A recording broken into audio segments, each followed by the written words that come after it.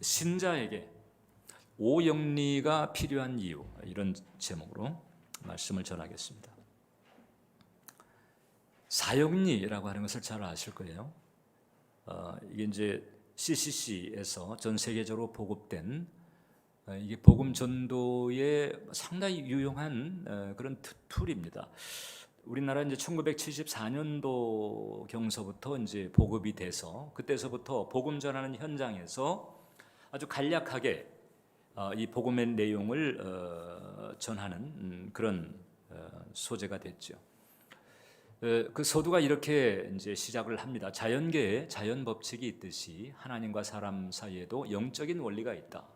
그래서 그 영적인 원리를 좀 축약해서 네 가지로 정리를 했고, 성경 구절과 함께 이제 복음의 핵심을 전하고 그다음에 이제 결심까지 인도하는 이런 이제 과정을 가지게 됐죠. 저도 이제 목회 과정에서 특히 이제 복음을 전하는 과정에서 상당히 좀 유용하게 썼던 이제 그런 그 복음 전도 방식이었습니다. 이것과 함께 이제 그 전도 폭발의 방식 두 가지를 상황에 따라서 이제 원용을 했는데, 이 사형리의 내용을 다시 한번 이제 우리가 보자면, 제1 원리가 하나님은 당신을 사랑하시며 당신을 위한 놀라운 계획을 가지고 있습니다. 두 번째, 그런데 이제 이 사람이 죄에 빠져서 하나님으로부터 떠나 있는 통에 그 하나님의 사랑과 계획을 알 수도 없고 그것을 체험할 수도 없게 되었다는 거죠. 그러므로 세 번째, 예수 그리스도만이 이제 그 사람의 죄를 해결할 수 있는 유일한 길이기 때문에, 그래서 예수 그리스도를 통해서 하나님의 사랑과 계획을 알게 되고 체험할 수 있다는 사실을 알아야 되고, 그래서 이제 마지막으로 개인적으로 예수 그리스도를 구주로 영접하는 결심을 해야 된다. 그리고 이제 그 은혜를 통해서 하나님의 그 사랑과 계획을 알게 되며 체험할 수 있게 된다. 이게 이제 네 가지 원리입니다. 많은 영혼들이 이 사형리를 통해서 성경의 핵심을 알게 되고 그리고 이제 예수님을 영접하는 과정을, 그때서부터 이제 그 신앙의 여정을 시작하는 이런 결과들이 있었죠. 좀 아쉬운 부분이 있긴 합니다. 특히 이제 죄의 각성과 자각이라고 하는 부분이 좀 약하다는 부분이 있죠. 그래서 그것은 이제 이렇게 사형리를 통해서 예수님을 영접한 뒤에 신앙의 여정에서 이제 그 대목이 보강이 돼야 되는, 그게 이제 보강이 안 되면은 이제 그 신앙의 진정성이라고 하는 부분이 이제 좀 훼손될 수 있다는 거죠. 그런데 제가 오늘 이제 사형리를 언급하는 부분은 이제 기존 신자예요. 원래는 이 사형리는 이제 비신자를 향한 이제 복음 전도 방식이죠. 그런데 이 사형리가 기존 신자에게도 상당히 의미 있는 어떤 바로메터 역할을 한다. 즉 각자 신앙의 깊이 이를 헤아릴 수 있는 기준치 역할을 한다는 거죠. 어떤 점에서 그러냐? 사형리로부터 출발을 하는 거예요.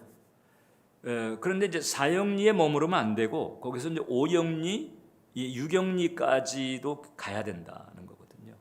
사형리는 출발입니다. 사형리가 다가 아니에요.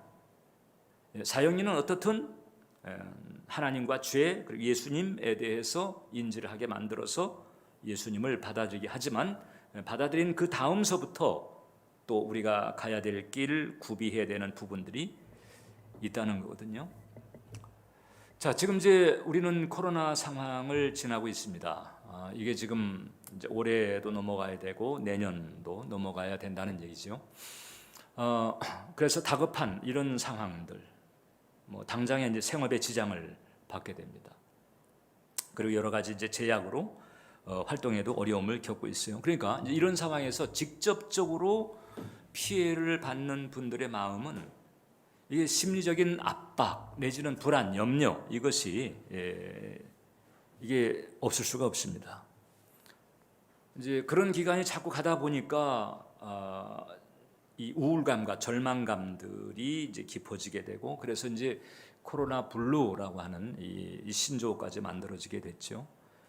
자, 이제 이런 상황에 그럼 이제 하나님을 아버지로 모신 사람은 어떻게 하면 되는 건가? 일단 하나님을 모르는 사람하고 같을 수는 없죠. 하나님을 모르는 사람하고 같아서도 안 되죠. 분명 차이가 존재합니다. 근데 마태복음 6장에서 산상수훈 가운데서 예수님께서 어떤 차이가 있는가를 이제 말씀을 하신 적이 있어요. 마태복음 6장을 보면 그러므로 염려하여 이르기를 무엇을 먹을까, 무엇을 마실까, 무엇을 입을까, 이게 의식주 문제잖아요. 이제 이것을 가지고 염려하지 말라는 거예요. 이런 다 이방인들이 구하는 것이다. 그죠? 너희 하늘 아버지께서 이 모든 것이 너에게 있어야 할 줄을 아시느니라 하는 거죠. 자, 예수님의 핵심은 간단합니다. 의식주 문제로 염려하지 말아라. 아니, 전염병이 돌고 생업에 지장을 받는 현실적으로 압박을 받는 상황인데 아니 어떻게 염려를 안 할 수가 있나? 상식적으로 당연히 염려 상황이죠. 예수님께서 우리들의 현실에 무지하신 것이 아니심에도 염려하지 말라고 할 때에는 대체할 수 있는 방법이 있기 때문에 무엇이냐? 믿음입니다. 믿음. 하나님에 대한 신뢰인 거예요. 염려 대신 신뢰로 대체를 하라는 거죠. 하나님이 아버지가 된 사람은 당연히 그렇게 해야 된다는 것이죠. 마태복음 6장 30절을 보면 오늘 있다가 내일 아궁이에 던져지는 들풀도 하나님이 이렇게 입히시거든 하물며 너희일까 보냐 하시고 믿음이 작은 자들아, 믿음의 대목을 언급하시는 거죠. 무엇에 대한 믿음인가?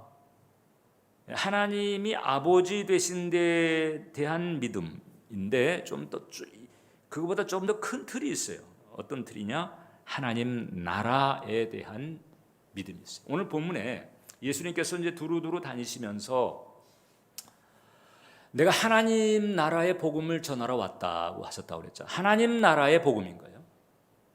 당신께서 이제 십자가에 달리사 피를 흘리시고 대속의 은총이라고 하는 십자가의 구원이라고 하는 이제 우리가 전통적으로 복음의 핵심으로 알고 있는 이제 그 길을 가실 거잖아요. 그 길을 가시려고 오신 분이에요. 근데 그 길을 가시려고 오신 분, 그 십자가의 은총이 얼마나 중요한가를 잘 아시는 그 분께서 뭐라고 말씀하시는 거 하니? 십자가의 복음, 구약의 희생 제사를 생각하게 하는 그 하나님의 어떤 대속의 은총, 이렇게 언급하시는 것이 아니고 하나님 나라의 복음을 말씀하시죠. 하나님 나라의 복음, 하나님 나라가 있다. 그 하나님 나라의 복음을 전하는 것이 당신이 하실 일, 내가 이 일을 위해서 왔다는 거죠. 즉 하나님 나라에 대해서 알게 만들고 그 하나님 나라의 백성이 되게 만드는 이 일을 위해서 내가 왔다. 예수님의 십자가라고 하는 것도 바로 하나님 나라에 입성하는 길인 거죠. 지금 이 말씀 하신 다음에 곧바로 이제 이어서 하신 말씀이 바로 이제 나라에 대한 말씀입니다. 마태복음 6장 33절을 보면 그런즉 너희는 먼저 그의 나라와 그의 의를 구하라. 그리하면 이 모든 것을 너희에게 더하시리라. 그의 나라와 그의 의를 구하라. 지금 이제 마태복음은 유대인 독자를 대상으로 쓰여진 복음입니다. 그렇기 때문에 그의 나라 하게 되면 벌써 유대인들은 하나님 나라라고 하는 즉 이제 그들의 메시아 대망과 함께 그 개념이 있어요. 아, 이게 하나님 나라구나. 이걸 당연히 이제 받아들입니다. 그의 의라고 할 때는 이게 이제 하나님의 의인데 하나님의 의라고 하는 것은 하나님과 올바른 관계를 형성하는 거죠. 올바른 관계를 맺게 되면 그게 의가 되는 거예요. 이제 그것을 이제 단박에 감지하는 겁니다.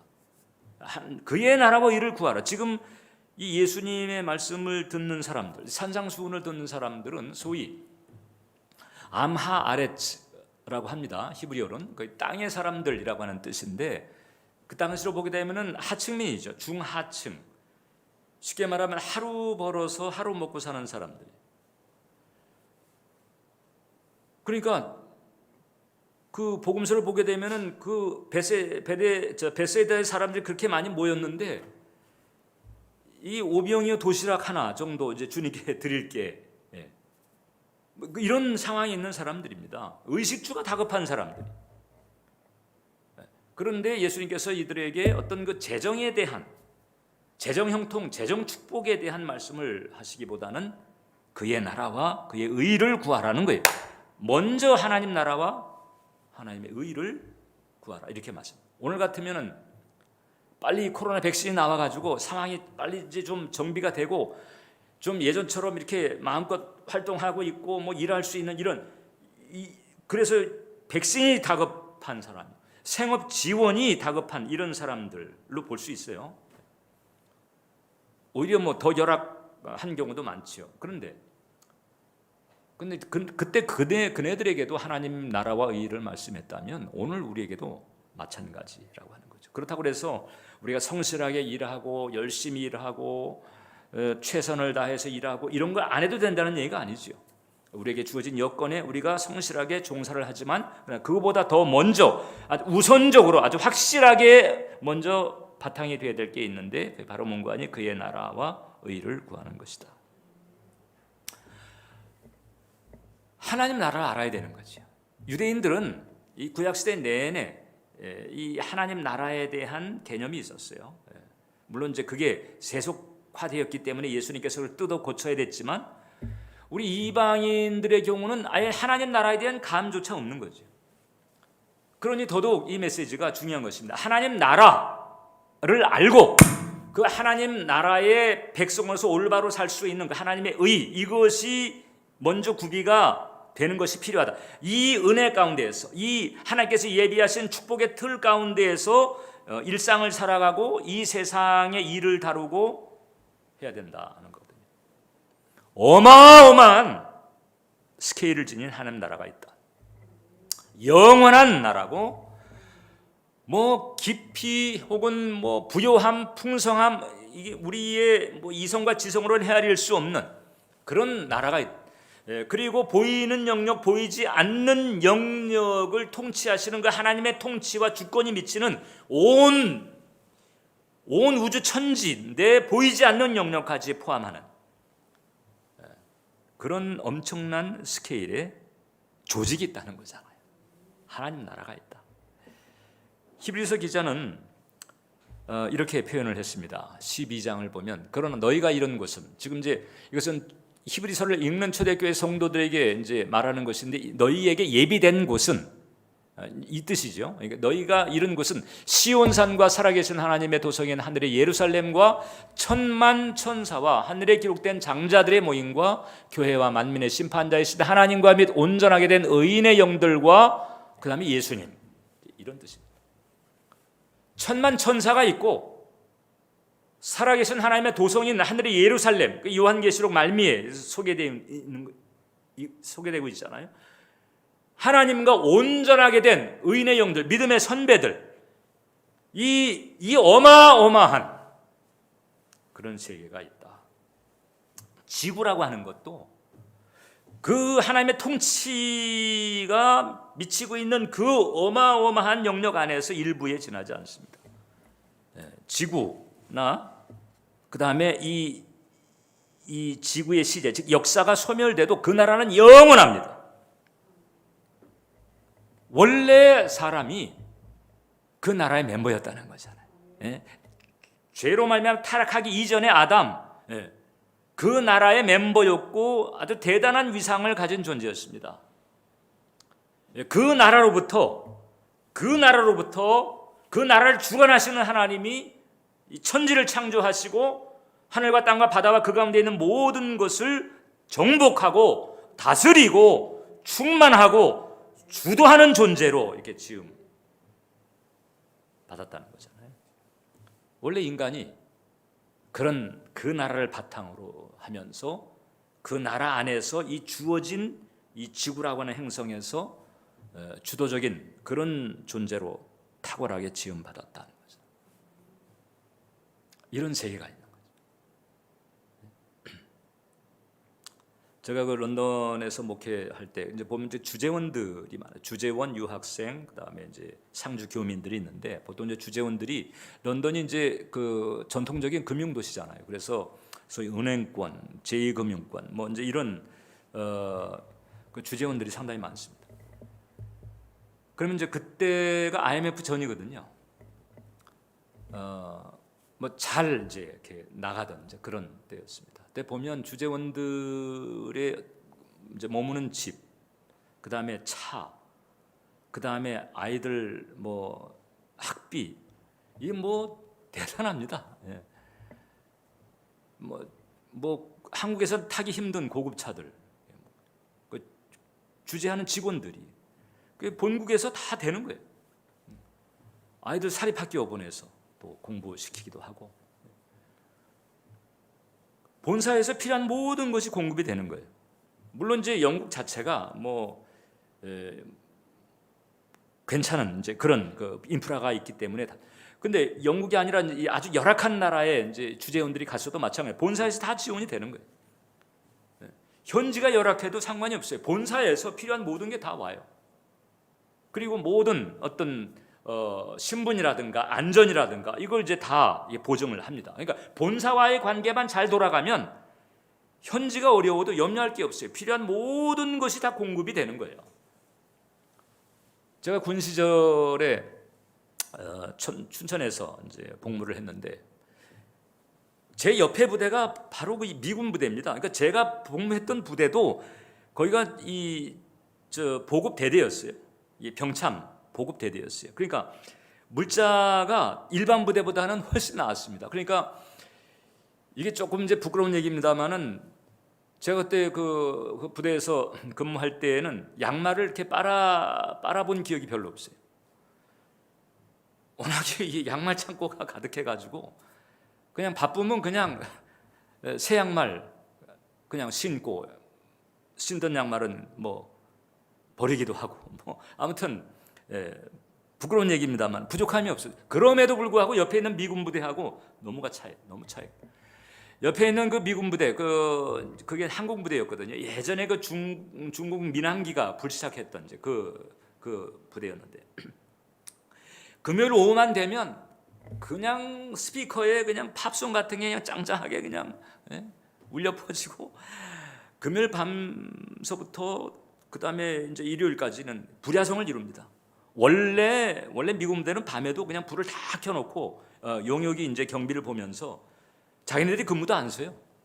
돈 주고 그 다음에 용역으로 그냥 경비시키고 자기는 그냥 푹 그냥 잠자고.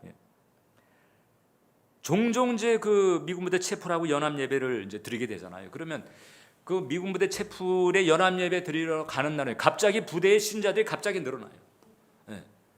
막 2트럭, 3트럭 막 연합 예배 있다 그러면 다 타려고 그래. 그럼 타가지고 이제 옆 부대 가가지고 미군 부대 채플에서 예배를 드리잖아요. 그럼 이제 그 다음이죠.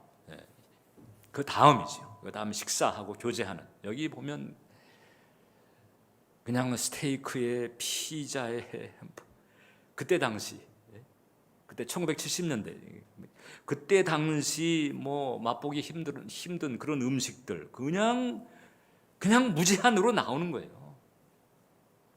그걸 보면서 야, 참 국력의 차이 이런 걸 내가 느낍니다. 그럼 이제 그걸 본국에서 그대로 공수를 해옵니다. 미군 하나하나 미국이라는 국가가 보증을 하고 보호를 하고, 그 얼마나 그 자부심들이 있는지 몰라요. 사실 따지고 보면 이제 그네들도 뭐 여러 가지 출신이나 뭐 스펙이라든가 이런 거 보게 되면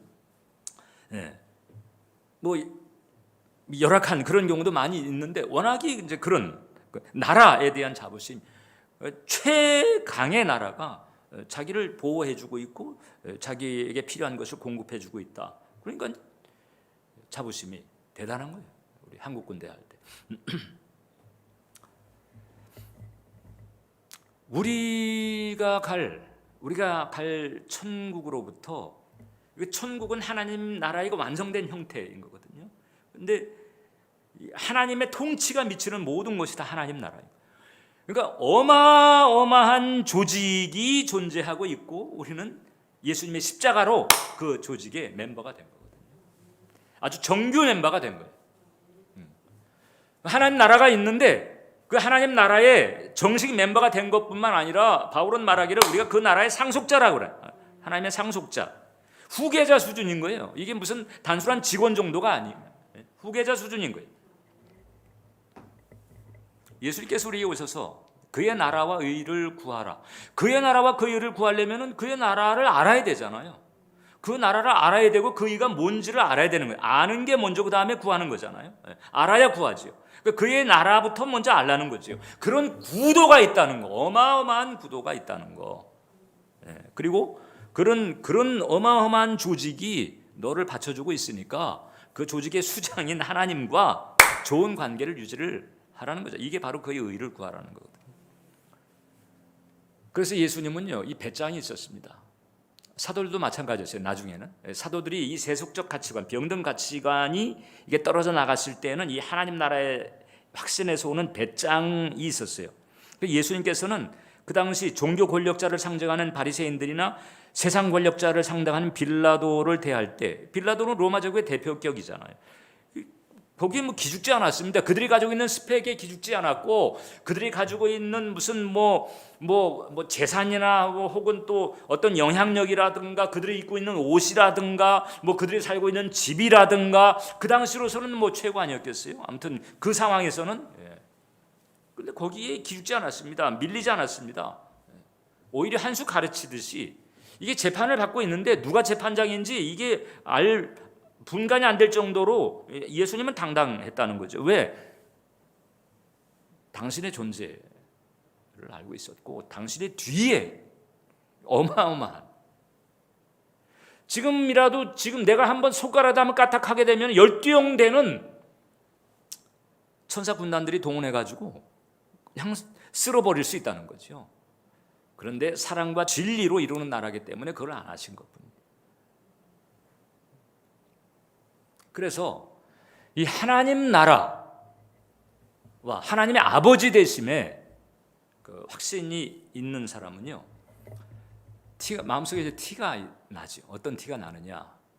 바울이 로마서 14장에서 얘기했어요. 하나님 나라는 먹는 것과 마시는 것이 아니요 오직 성령 안에 있는 의와 평강과 희락이다. 의와 평강과 희락이 먼저 와요. 그 의와 평강과 희락이 안에서부터 이제 흘러나오는 거죠. 그러니까 환경에 밀리거나 그러지 않습니다. 당당해져. 그리고 그 다음에 이제 필요한 것이 더해지는 역사가 일어나는 거죠. 원래 인간이 이런 위상을 지닌 존재였어요.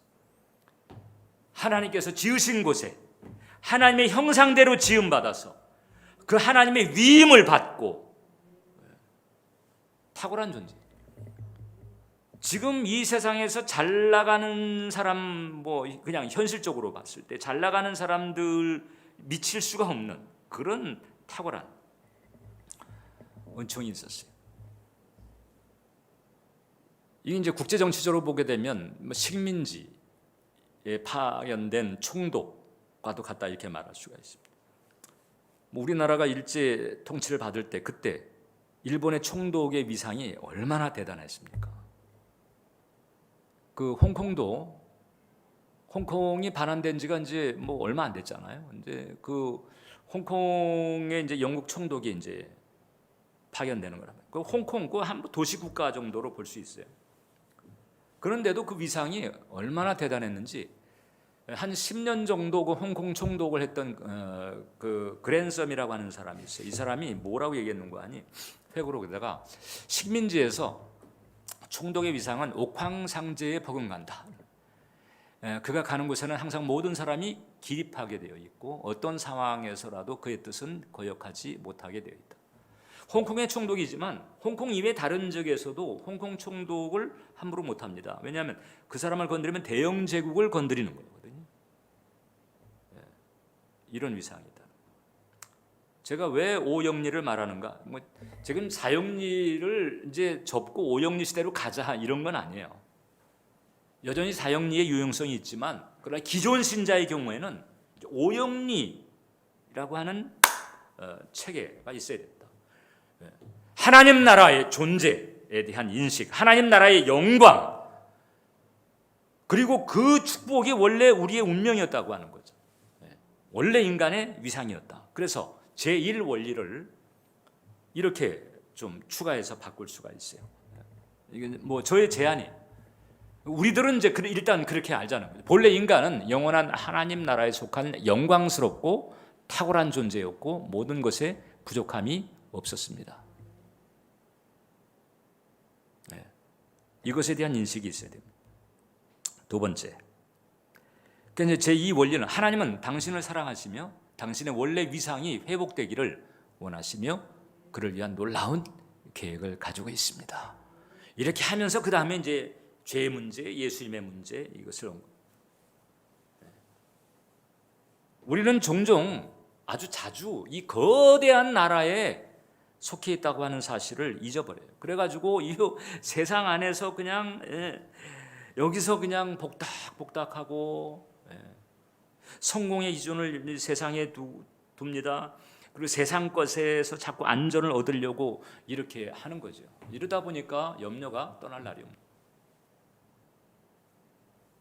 끊임없이 조바심을 내고 수없이 일희일비하고 그리고 세상과 사람의 영향을 타는 거예요.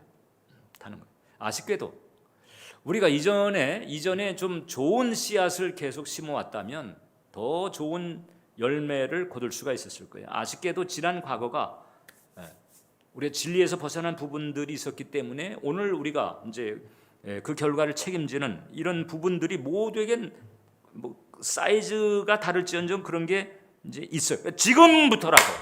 지금부터라도 믿음의 마음을 가지고 믿음의 행보를 해야 된다. 바울의 경우는 이 하나님 나라에 대한 확신이 있었잖아요. 그래서 이제 예수 그리스도의 십자가를 통해서 내가 하나님 나라의 시민이 됐다. 내가 하나님 나라의 시민권자를 가졌다는 거죠. 빌립보서 3장을 보면 그러나 우리의 시민권은 하늘에 있는지라 거기로부터 구원하는 자 곧 주 예수 그리스도를 기다린다. 나의 시민권이 하늘에 있다는 거죠. 하나님 나라에 대한 깨달음이 있는 거죠. 회심하기 이전에는 왜곡된 하나님 나라에 대한 이해였었는데 예수님의 십자가 때문에 이제 올바른 하나님 나라에 대한 이해를 가지게 돼요. 그리고 그 시민권에 대한 확신을 딱 가졌어요. 그러니까 이 세상에서 어떤 형편에 처하든지 간에 그냥 뭐 일희일비하거나 전전긍긍하거나 바울은 그러지 않았습니다. 빌립보서 4장을 보면 내가 궁핍함으로 말하는 것이 아니라 어떠한 형편에든지 나는 자족하기를 배웠노니 나는 비천에 처할 줄도 알고 풍부에 처할 줄도 알아 모든 일 곧 배부름과 배고픔과 풍부와 궁핍에도 처할 줄 아는 일체의 비결을 배웠다. 이게 이제 자족의 비결이에요. 자족하기 어떤 상황에서도 자족하기. 제가 저 스스로를 이렇게 쭉 보면서 내가 아직 멀었구나 이렇게 참 이런 마음을 가질 때가 많습니다. 자족하지 못하는 부분이 있다. 이것은 아직까지 그 나의 마음이 하나님 나라에 지금 온전히 지금 엎어지지 못했다. 로마 제국의 핍박 때문에 일상이 어려웠던 초대교인들은 그 하나님 나라가 현실로 나타나지 않았습니다. 로마 제국이 여전히 갑인 것처럼 이렇게 보이는 그런 상황이었잖아요. 그래서 불편하거나 고통을 겪을 수밖에 없는 상황들이 있었지만은 하나님 나라에 대한 확신, 조금만 참으면 된다. 조금만 참으면 난 거기 간다. 우린 거기 간다. 그 소망을 가지고 극복을 했어요. 그래서 찬송을 잃지 않았고 영생에 대한 소망을 잃지 않았고 감사를 잃지 않았고 그 나라의 원리가 있잖아요. 진리와 사랑. 세상 나라는 포갑, 폭력, 불의 이런 거지만 진리와 사랑이라고 하는 그 나라의 원리로 계속 일관되게 살아. 그 모습 자체가 주변 사람들에게 정말 뭔가 있는 것 같네. 그 실제를 느끼게 만드는 증거가 되기도 했던 거예요. 폴리갑 같은 경우가 대표적입니다. 초대 교부 중에 한 분이죠. 이분은 원래 노예 출신인데 이제 누가 이제 이 노예를 사가지고 그냥 자유자가 되게 만든 거예요. 그래서 자유자가 됐습니다. 그래가지고 이제 사도 요한의 밑에 들어가서 사도 요한의 가르침을 받고 사도 요한 밑에서 신앙생활을 하면서 신앙의 세계에 이제 깊이 들어가면서 젊은 나이에 서머나 교회의 감독도 됐어요. 많은 사람들에게 사도 요한의 가르침을 이제 계속 이제 푸른 거죠. 물론 그게 이제 주님의 진리예요. 주님의 진리인데 이제 사도 요한 이 강조하는 이런 부분들을 전하는 그런 사역을 하게 됩니다. 나중에 이제 순교를 당하게 됐습니다. 그때 황제가 마르쿠스 아우렐리우스 황제였는데, 이 양반이 처음에는 기독교에 대해서 호의를 가지고 있었는데 뭔가 아무튼 잘못된 보고를 들었는지 뭐 어떻게 됐는지 아무튼 기독교를 박멸 대상으로 이렇게 간주하게 되고 엄청난 핍박이 다가왔어요. 그때 이 폴리갑이 결국은 이제 화형당하는 자리에 가게 됩니다. 보통 이제 화형을 시킬 때는 나무 기둥을 세우고 거기에 이제 묵죠. 왜냐하면 불이 타오르는데 고통스러우니까 안 묶으면 엉망진창이 되잖아요. 그런데 이 폴리갑은 묶지 말라는 거예요. 안 묶어도 된다. 주님께서 견디게 하실 것이다. 그래서 안 묶었어요. 안 묶고 이제 불이 타오릅니다. 그 불이 타오르는 그 상황에서 이제 드린 마지막 기도가 알려지고 있어요. 약간 길지만 폴리갑이 그 화형의 현장에서 그것을 어떻게 감당했는가 보겠습니다. 사랑하는 복된 아들 예수 그리스도를 통해 우리에게 당신에 관한 지식을 주신 아버지여, 당신 앞에 살고 있는 모든 천사들과 천군들과 피조물 그리고 모든 의인들의 하나님이시여, 당신께서 오늘 이 시간 나로 하여금 순교자의 반열 그리스도의 잔에 참여하게 하시어 내 몸과 영혼이 성령에 썩지 않는 축복 속에서 영생의 부활을 얻기에 합당하게 여겨주심을 감사하나이다. 오늘 나는 신실하고 참되신 하나님이신 당신께서 연락될 만한 제물로 당신 앞에 드려지기를 소원합니다. 나는 이 모든 일을 인하여 당신의 사랑하는 독생자 영원한 대제사장을 통해서 당신을 찬양하고 감사드리며 영광을 돌리나이다. 성부와 성자와 성령께 이제부터 영원토록 영광이 있을지어다. 아멘. 이 마지막 기도를 드리고 제가 이제 되었던 거죠. 그러니까 거기서 겁에 질리고 그냥 공포에 떨고 심지어는 살려달라고 막 이렇게 애걸 하고 이게 아니고요. 그냥 의연하게, 어떻게 보면 이제 극한 케이스라고 볼 수가 있는데, 폴리갑은 하나님 나라가 존재하고 그다음에 하나님께서 주 되신다는 사실을 이런 의연함으로 이제 증거를 한 거죠. 하나님 나라에 대한 확신과 소망이 없었다면 불가능한 그런. 자, 그래서 우리 이제 기존 신자들은 이제 신앙의 길에 들어선 상태에서 이제 사형리에서 그칠 게 아닙니다. 자, 아까도 서두에 말씀드린 사형리는 일단 기본적으로 한 두 가지 약점이 있다고 보이잖아요. 하나는 이제 그 죄의 각성과 자각이라고 하는 대목. 그다음에 오늘 제가 언급한 것처럼 하나님 나라, 원래 우리 인간에게 주어진 그 위상, 여기에 대한 이런 강조가 그 뒷일에 맡기는 거죠. 구원 이제 결신 이후에 이제 맡기는 셈인데, 또 하나는 이제 예수님을 이제 구원자로는 알게 하는데 주권자로는 이게 강조가 안 되는 부분이 있어요. 이런 데 대한 보강이 좀 필요하긴 합니다. 그러나 아무튼 우리가 이 신앙에 대해 들어섰을 때 특히 이제 하나님 나라와 관련해서 우리가 점검을 해야 된다. 첫 번째, 하나님 나라에 대한 신뢰에서는 든든함이 있는가? 자, 의와 평강과 희락이 있다. 하나님 나라가 임하면 먼저 어떤 현실적으로 혹은 가시적으로 뭔가 이렇게 일어나기 전에 먼저 마음에 의와 평강과 희락이 있다고 그랬습니다. 자, 든든함이, 하나님 나라에 대한 진짜 신뢰, 거대한 조직, 어마어마한 스케일의 천만 천사와 살아계신 그 하나님과 보좌에 계신 그 어린 양과 믿음의 그 선배들, 나의 신앙의 길을 지금 응원하고 막 짝짝짝 하면서 막 성원하고 있는 그 엄청난 세계가 있다고 하는 것을 확신을 하면, 그럼 이제 세상 것이 작아 보여야 되거든. 세상 것이 작아 보여야 된다. 제가 여러분들에게 자주 말하는 그 세계관의 변화라고 하는, 세상 것이 작아. 어느 정도로 세상 것이 보여야 되느냐? 이사야가 가르쳐줬어요. 말라버릴 풀, 시들어버릴 꽃으로 볼 수 있어야 된다. 세상에 그렇게 보여야 돼. 말하는 자의 소리여 이르되 외치라. 대답하되 내가 무엇이라 외치리까 하니 이르되 모든 육체는 풀이요 그의 모든 아름다움은 들의 꽃과 같으니 풀은 마르고 꽃이 시들면 여호와의 기운이 그 위에 불미라. 이 백성은 실로 풀이로다. 풀이 걸치고 있는 옷, 풀이 쓰고 있는 그런 것들. 풀이고 꽃이에요. 말라버릴 풀이고 시들어버릴 꽃이다. 이렇게 이게 무슨 열등감에서 오는 무슨 자기 위로 자기 착각하고는 다른 거잖아요. 하나님 나라의 근거에서, 진리의 근거에서 세상이 이렇게 보여요. 아버지가 계시고 하나님 나라가 내 나라다. 이런 배짱이 있어야 돼요. 이게 안 되면 자꾸 흔들리죠. 누가 잘 됐다고 그러면 예수 안 믿는 쟤는 잘 되는데 예수 믿는 나는 왜 이러지?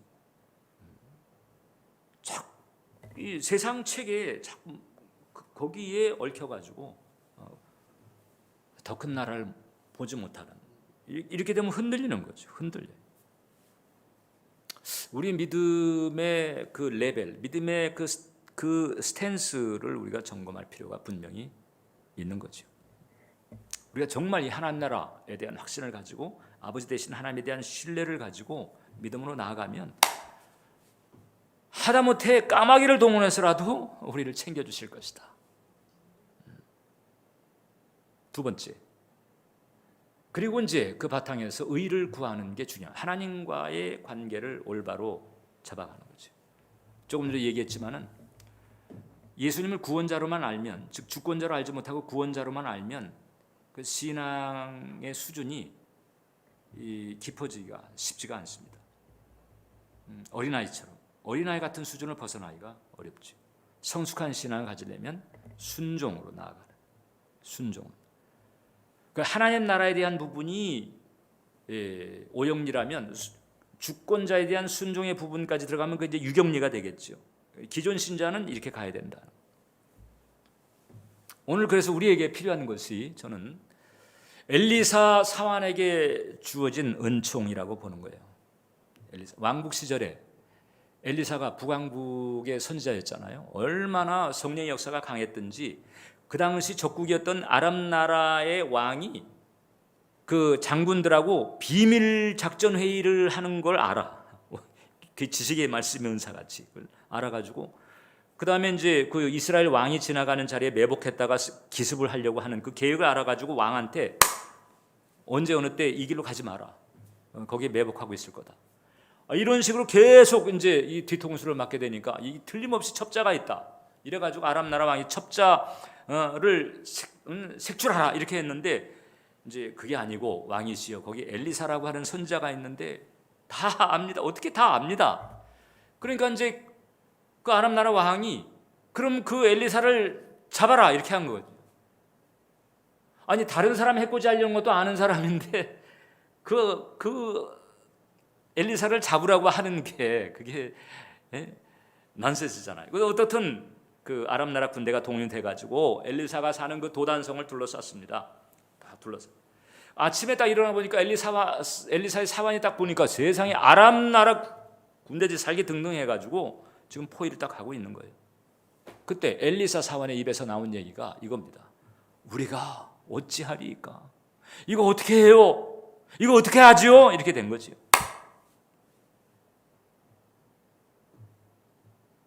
여러분 코로나가 둘러싸고 있는데 이거 어떻게 하지? 이거 어떻게 하나? 이제 이럴 수 있잖아요. 엘리사 사환이 그랬어요. 상식적으로는 그럴 수 있는 거죠. 근데 그때 이제 엘리사가 이렇게 말합니다. 6장을 보면 대답하되 두려워하지 말라. 우리와 함께한 자가 그들과 함께한 자보다 많으니라 하고 기도하여 이르되 여호와여 원하건대 그의 눈을 열어서 보게 하옵소서 하니 여호와께서 그 청년의 눈을 여심해 그가 보니 불말과 불병거가 산에 가득하여 엘리사를 둘렀더라. 자 여러분, 엘리사 수준으로 살고 싶으세요? 사환 수준으로 살고 싶어요? 저는 엘리사 수준으로 살고 싶어요. 근데 또 예수님께서 그 도마에게 한 이야기가 보지 않고도 믿는 자가 복되다. 그러니까 내 육안으로 지금 이렇게 이제 눈이 열린 거잖아요. 이런 눈이 열려서 어떤 영의 그 세계에 대한 계시적 은총이 주어지지 않는다 할지라도 진리를 통해서 하나님 나라가 있고 하나님 나라의 거대한 조직이 그보다 더 클 수 없는, 그보다 더 강력할 수 없는, 그보다 더 풍성할 수 없는 그 거대한 조직이 지금 나를 케어하고 있는 거죠. 나를 신경 쓰고 있고 나를 보호하고 있고 나의 필요를 채워주고 있고 이게 이제 세계관의 변화거든요. 이게 이렇게 되면 이제 적군이 둘러싸도 엘리사 같은 거죠. 엘리사 같은 거예요. 겁날 게 없는 거예요. 우리는 이제까지 어느 라인에서 왔나? 엘리사의 라인인가 사환의 라인인가? 그럼 앞으로는 어떻게 할 것인가? 코로나 상황은 우리에게 그런 성찰을 요구하고 있어요. 사랑하는 교회 여러분, 조금만 참으세요. 조금만 참으세요. 한 몇십 년, 길어봐야 몇십 년 참으세요. 이 세상이 다가 아니죠. 세상 것이 다가 아닙니다. 세상이 작아 보여야 됩니다. 세상이 작아 보이는 그 영성을 가져야 합니다. 하나님 나라 코드에 하나님 나라를 알고 그 코드에 맞춰가는 그런 삶. 그러면서 진리와 사랑으로 그 하나님 나라와 하나님의 주되심을 증거하는 삶을 살아가면 어떻든 챙기신다. 어떻게 하든 들풀도 입히시고 새도 먹이시는 그 하나님께서 챙기신다. 기도하겠습니다. 하나님, 오늘 우리에게 계시적 은총이 필요합니다. 우리의 마음 눈이 열려 우리의 심령의 문이 열려서 하나님 나라, 하나님 나라의 존재, 하나님 나라의 위상, 하나님 나라의 파워, 하나님 나라의 패러다임에 대한 깨달음이 임하게 하시고 우리의 세계관이 이제 변화되어서 이 세상 중심이 아니라 하나님 나라 중심으로 바뀌게 도와주시고 그래서 배짱 있게 믿음으로 살게 해 주옵소서. 예수님의 이름으로 기도합니다. 아멘.